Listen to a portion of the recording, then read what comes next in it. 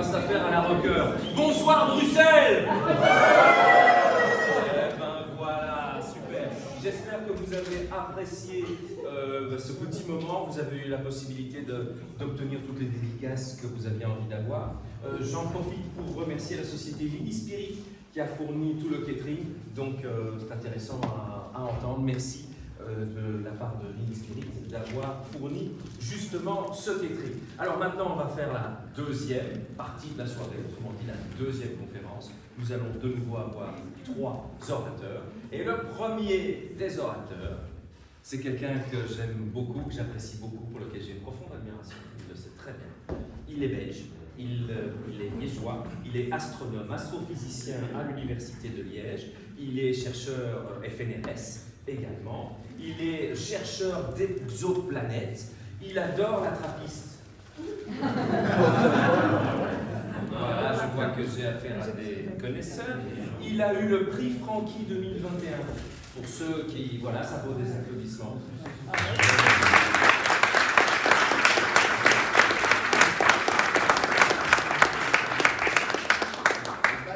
Petit clin d'œil, j'ai eu le grand honneur et privilège de lui donner un autre prix, pas plus tard que mercredi soir. C'était le prix Mathia Gris de vulgarisation scientifique, parce qu'en plus d'être un formidable chercheur, c'est un formidable vulgarisateur. Je vous demande d'applaudir bien fort Michael Gilles.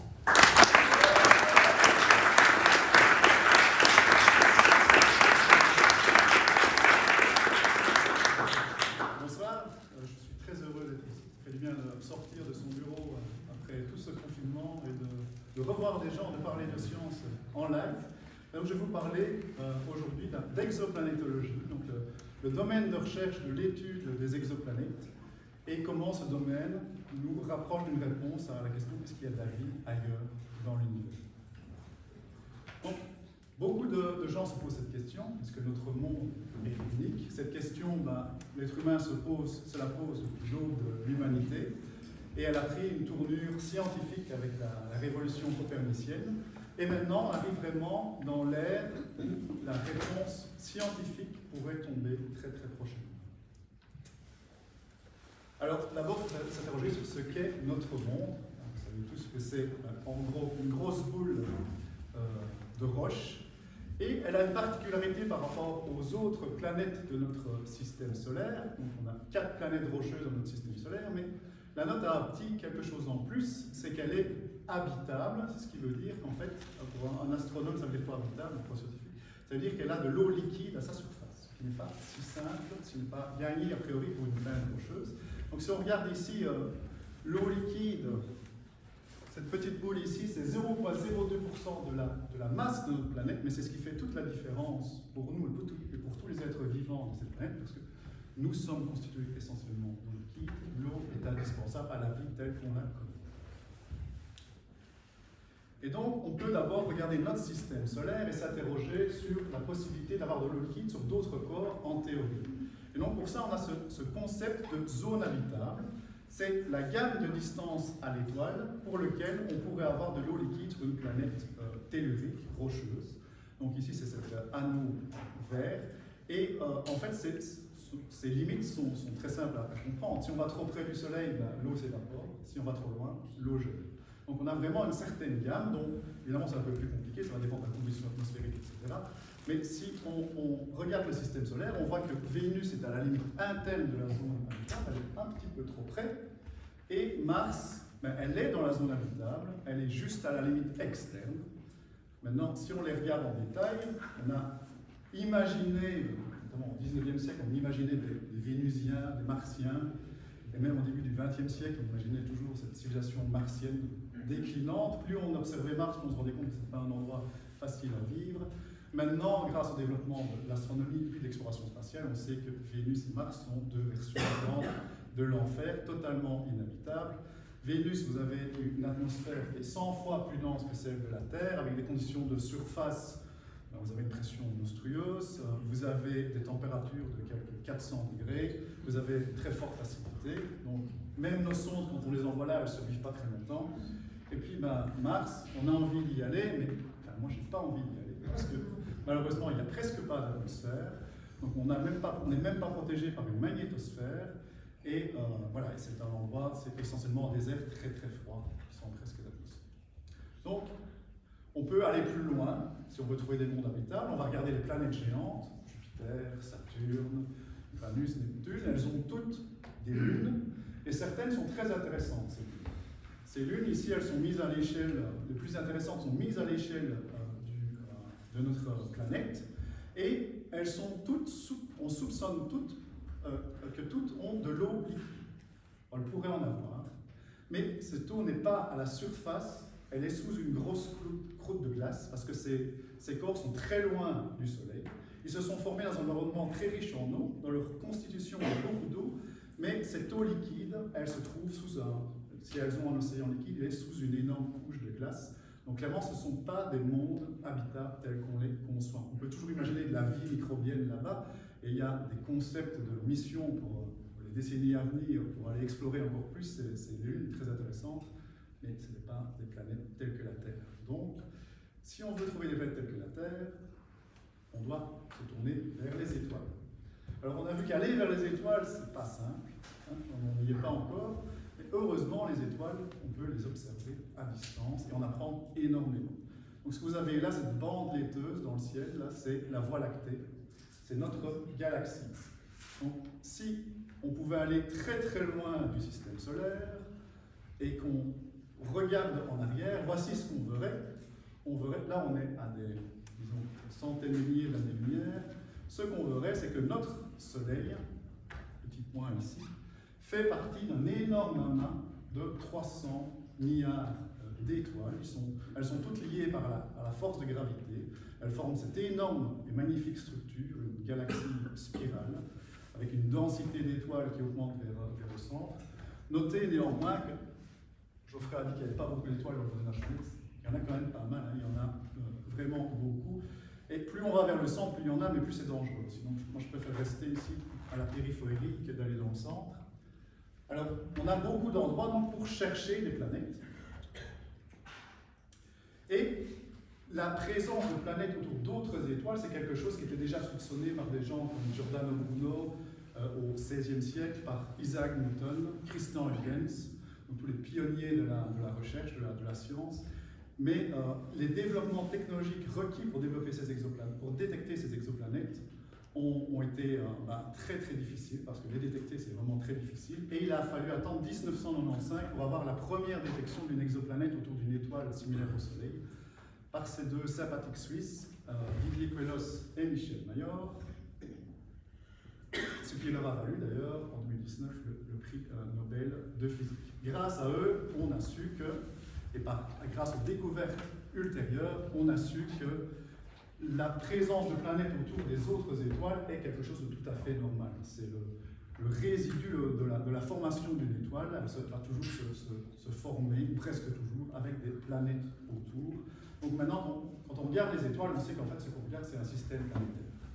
Donc les planètes, il y a 300 milliards d'étoiles dans la galaxie, ben on a des milliers de milliards de planètes dans notre seule galaxie. Ça, on le sait, c'est acquis. Alors aussi, on a appris que maintenant, on en a 4000 de détectés, d'exoplanètes. Donc depuis 1995, on a fait un énorme bond en avant. On sait que les systèmes planétaires sont très divers. On pensait qu'ils seraient tous comme le système solaire, avec des petites planètes près de l'étoile et des planètes géantes plus loin. En fait, on a une très grande diversité. On a des étoiles, on a des planètes qui sont en orbite autour de 2 étoiles, qui ont 3 étoiles dans leur ciel. On a des planètes autour de résidus d'étoiles, pas trop vite. On a des planètes qui flottent dans l'espace interstellaire. On pense qu'il y en a des centaines de milliards de galaxies qui sont éjectées. Heureusement, la Terre n'a pas connu ce sort. On a des planètes sur des orbites très elliptiques. On a des planètes qui forment un groupe très compact autour de l'étoile. Et dans ces 4000, on a aussi une poignée qui sont très très intéressantes, qui sont dites potentiellement habitables. C'est-à-dire elles sont sans doute rocheuses et elles sont dans la zone habitable de leur étoile. Et donc la question à savoir, c'est quelles sont les conditions de surface sur ces planètes et est-ce qu'il y a de la vie sur ces planètes? C'est cette question qu'on voudrait pouvoir attaquer au niveau scientifique maintenant. Alors, comment est-ce qu'on fait pour détecter des planètes et les étudier? On pourrait dire c'est simple, on prend un très grand télescope et on obtient ce genre d'image. Donc là, vous avez en 2005, vous avez cette première image d'une exoplanète. c'est le petit point rouge. Je ne sais pas si tout le monde le voit. Mais voilà, ce sont des premières images d'exoplanètes. Mais pourtant, c'est une minorité des exoplanètes qui ont été détectées de cette façon. Donc ici, vous avez un système avec 3 planètes détectées autour d'une étoile proche. On a masqué la lumière centrale de l'étoile pour pouvoir voir les objets très faibles qui sont tout près, les planètes. Mais à l'heure actuelle, cette façon de détecter les exoplanètes reste encore marginale parce que technologiquement, c'est extrêmement difficile. Et tout ce qu'on peut détecter, ce sont des planètes géantes qui sont très très loin de l'étoile et qui sont très chaudes aussi, qui sont très jeunes et donc qui ont un contraste avec l'étoile qui n'est pas trop énorme. Alors, si on pouvait obtenir ce genre d'image pour une Terre, une exoterre, ce qu'on ferait, c'est qu'on passerait la lumière de la planète dans un prisme, par exemple. On séparerait en différentes longueurs d'onde, en différentes couleurs, comme un arc-en-ciel en fait, et on étudierait la distribution de cette lumière en fonction de la longueur d'onde, ce qui nous informerait, grâce aux lois de la physique, ça nous informerait sur la composition de l'atmosphère de la planète. Ça s'appelle de la spectroscopie, et c'est vraiment ce qu'on veut faire avec ces exoplanètes, c'est faire de la spectroscopie.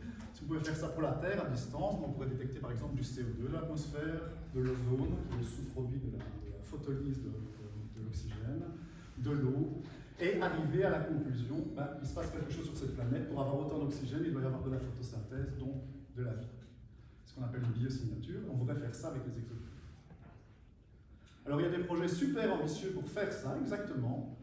Par exemple, ici, on a parlé déjà de l'ELT, le télescope géant qui est en construction au Chili. Lui, il devrait pouvoir étudier par imagerie directe, pas des terres, mais des super-terres, des planètes plus grosses que la Terre.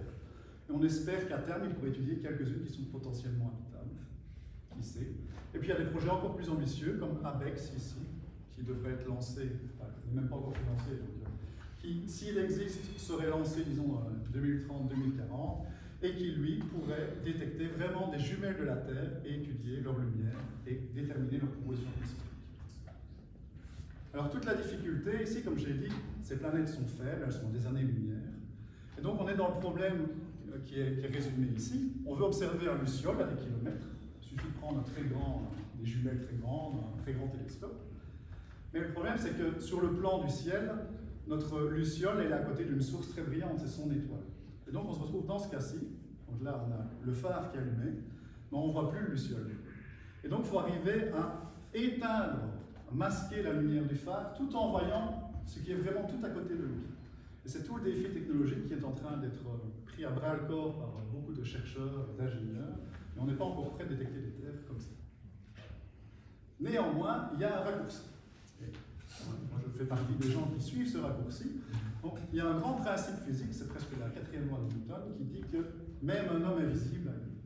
Donc, ici, on le voit bien sur cette image, prise avec un véritable homme invisible, évidemment. Et les planètes aussi ont une ombre par rapport à leur étoile. Donc ce que vous avez ici, c'est un transit de Vénus. Donc, Vénus et Mercure sont 2 planètes internes par rapport à la Terre dans le système solaire. Et de temps en temps, on a la chance de les voir passer devant le Soleil. Donc les astronomes se jettent sur le télescope pour observer ça. Et vous voyez à quel point Vénus est toute petite. Donc pour les exoplanètes, on n'est pas capable d'observer ce genre de phénomène avec une image, mais on est capable de le faire autrement. Ce qu'on va faire, c'est qu'on va observer la brillance de l'étoile de manière très précise, et quand la planète passe devant, on va avoir une petite chute de luminosité, de brillance, qui nous indique que quelque chose est passé devant l'étoile. Et ça nous permet de déterminer, grâce à la période du phénomène, on sait la période orbitale, ce qui nous donne l'information sur la distance à l'étoile, est-ce qu'elle est dans la zone habitable ou pas. Plus le phénomène est grand, plus la taille relative par rapport à l'étoile doit être grande, donc ça nous indique la masse, la taille de l'étoile. Donc on apprend déjà pas mal de choses. On peut mesurer avec d'autres méthodes sa masse, et en plus on peut même étudier sa composition atmosphérique, sans même voir la planète. Parce que par rapport à nous, donc on a cette planète qui passe devant l'étoile, on a une petite fraction de la lumière qui est émise par l'étoile dans notre direction, qui va passer dans l'atmosphère, dans le limbe atmosphérique de la planète, et qui va être filtrée. Et donc quand on va comparer, on va faire un spectre, comme je dis, on parle de spectroscopie, on va comparer la distribution dans les différentes couleurs de la lumière de l'étoile pendant le transit, pendant le passage de la planète, et en dehors, on va avoir des subtiles différences qui sont dues à l'effet de l'atmosphère de la planète. Et ça va nous indiquer, ah tiens, il y a du CO2, ah il y a de l'eau, il y a de l'oxygène, du méthane, que sais-je. Ça nous permet même de contraindre les conditions de surface sur la planète. Alors, pour que ça marche, pour étudier des petites planètes comme la Terre avec ce phénomène, avec ce principe, il ne faut pas se tourner vers des étoiles comme le Soleil, parce que vous voyez ici Vénus devant le Soleil. Vous voyez à quel point Vénus est toute petite par rapport au Soleil. Et il faut imaginer qu'on veut détecter le signal de la très mince fraction de lumière émise dans notre direction qui passe à travers le limbe atmosphérique de la planète. Donc on parle en ppm en fait. Une part par million, c'est un 10 millième de %. Donc c'est vraiment tout petit, c'est même moins que ça en fait, dans le cas d'une vraie Terre. Alors le truc, que je suis mais que beaucoup d'autres suivent, apparemment il y a la planète qui s'est fait désintégrer ici par un étoile de la mort, je ne sais pas quoi. Normalement vous devriez avoir un petit point de vue ici, qui est la planète devant une toute petite étoile. Et l'univers est très gentil parce que la plupart des étoiles sont beaucoup plus petites que le Soleil. Le Soleil est relativement une grosse étoile, la plupart sont beaucoup plus petites.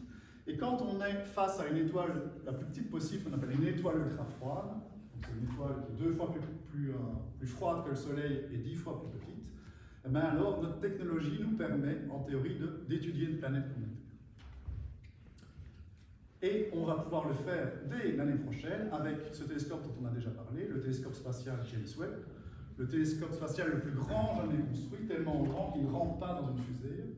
Vous allez me dire comment est-ce qu'on l'envoie. En fait, on le plie dans sa fusée.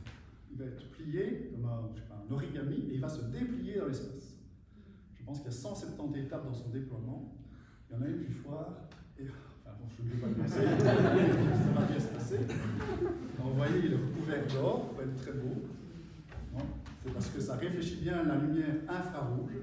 Et ce télescope observe dans l'infrarouge et c'est la gamme la plus intéressante pour étudier la composition atmosphérique d'une planète. C'est là où on voit le plus d'informations sur la composition de l'atmosphère de cette planète. Alors, tout le but, c'est de découvrir des cibles pour James Webb. Et il y a 2 projets qui s'y attellent de manière très active. Il y a le projet américain TESS. C'est un petit satellite avec 4 lentilles de 10 cm. Il a été lancé en 2018 et il étudie le voisinage solaire pour trouver des planètes potentiellement habitables qui se prêtent bien à une étude avec James Webb. Mais lui n'est pas capable de détecter des planètes de la taille de la Terre qui sont potentiellement habitables. Il va détecter plutôt des super-terres. On espère détecter des méga-versions de la Terre qui soient potentiellement habitables. Et alors là, TESS peut les détecter et on peut les étudier avec James Webb. Et puis, on a le projet dont le nom devrait vous dire l'origine, Speculoos, qui lui vise à détecter vraiment des planètes jumelles de la Terre en taille et en masse qui se prêtent bien à ce genre d'études aussi, et qui est basé sur des télescopes robotiques. Le budget est nettement moindre, on a beaucoup moins de cibles, mais on cible vraiment les meilleurs en termes d'études atmosphériques de Terre. Ça veut dire quoi, Speculoos? Spectroscopique. Search for planet eclipsing ultra-cold stars. Donc ça veut dire recherche de planètes qui passent en transit devant une étoile ultra froide. C'est un peu tiré par les cheveux, évidemment, sinon ça ne marche pas. Bon, voilà les télescopes, on en a 6, on en a 4 dans le désert de l'Atacama. On dirait que c'est Mars, mais c'est le désert de l'Atacama. Endroit merveilleux, ça a déjà été. On en a un à Tenerife, un endroit sympa aussi, puis on en a un au Mexique. Et Speculoos est opérationnel depuis 2019. Mais depuis 2011, on conduisait un prototype de Speculoos avec notre télescope TRAPPIST qui est au Chili depuis 2010. À nouveau, l'origine belge est bien nette. Et en 2015, alors que ce prototype visait seulement à démontrer la faisabilité de Speculoos, on a eu une vraie détection. Et on n'a pas détecté une planète, mais on en a détecté 7, toutes les unes très près l'une de l'autre dans ce système extraordinaire, à 40 années-lumière, qu'on a renommé TRAPPIST. Alors ces planètes, elles sont toutes de taille et de masse comparables à la Terre. Il y en a 3 qui sont un petit peu plus petites. Et elles sont toutes très proches les unes des autres. En fait, les distances typiques des planètes de l'une par rapport à l'autre, c'est la distance Terre-Lune. Donc si vous étiez sur une de ces planètes, vous verriez les autres planètes dans le ciel comme on voit la Lune. Vous verriez les continents, vous verriez toutes les structures, et pas juste un petit point de lumière comme on voit Mars, ou on voit Vénus. Et de plus, il y en a 3, voire 4 qui sont dans la zone habitable de l'étoile. Donc, dans notre système solaire, on en a 3, enfin on en a 2. Il y en a une malheureusement qui est trop petite, qui a perdu son atmosphère. Ici, on a 3 occasions, si on veut, d'avoir de l'eau liquide, peut-être, et de la vie, voire. Et ce système, il est extrêmement compact. Si on compare avec notre système solaire, en fait, il rentre, c'est vraiment un mouchoir de poche, il rentre parfaitement dans l'orbite de Mercure, même il est beaucoup plus petit que ça. Donc la distance ici de la planète H jusqu'à son étoile, c'est 6% de la distance Terre-Soleil. Et pourtant, ces planètes ne sont pas complètement brûlées par l'étoile, parce que l'étoile est toute petite, elle est très froide. Ce qui lui permet d'ailleurs d'avoir une durée de vie beaucoup plus intéressante que notre Soleil. Notre Soleil, dans 4 milliards d'années, il est mort. Trapistan, il est parti pour 1000 milliards d'années, quelque chose comme ça. C'est une sorte de diesel qui tombe très doucement. Donc il faut être très près du poêle pour avoir suffisamment de chaleur, mais il est très intéressant à ce niveau.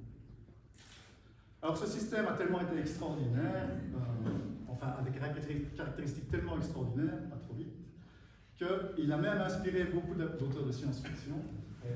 On a interagi avec certains d'entre eux. C'est un processus assez intéressant pour un chercheur de voir une découverte qui est retranscrite, qui est accaparée par des auteurs, par des écrivains, il y a eu aussi de la musique, des jeux vidéo.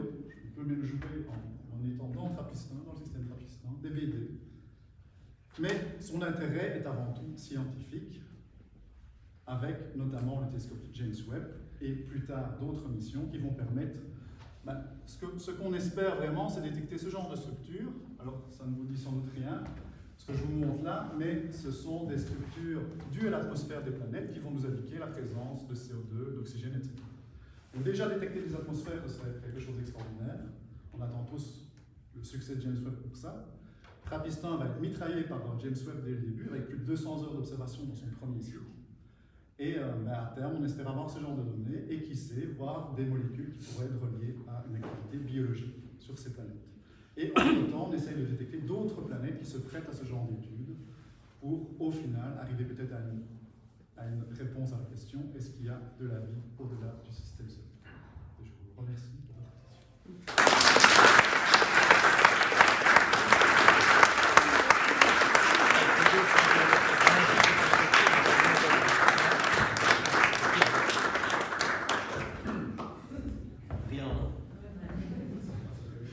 C'est intéressant, ça permet de réfléchir loin, c'est le cas de le dire, dans l'espace, mais aussi dans le temps, c'est brillant. Alors, je vais inviter une deuxième personne maintenant. Cette deuxième personne, je vais citer son nom, mais pas citer que son nom. Parce que cette personne, c'est évidemment Didier Schmitt. Alors, Didier Schmitt, il est médecin, il est chercheur, il est écrivain, il dirige le programme d'exploration spatiale à l'ESA, l'Agence spatiale européenne.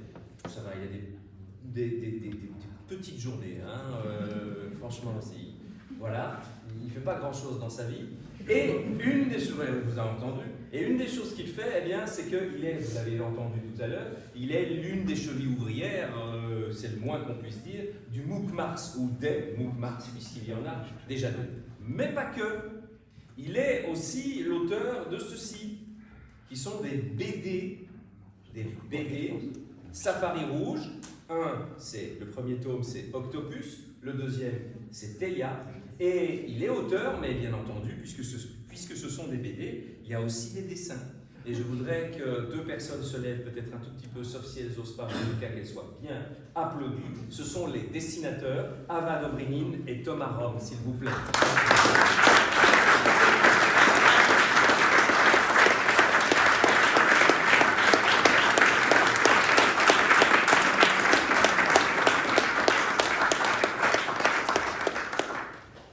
Et maintenant, nous allons entendre Didier Schmitt. Merci beaucoup, Didier. Vous pouvez l'applaudir, hein, c'est pas...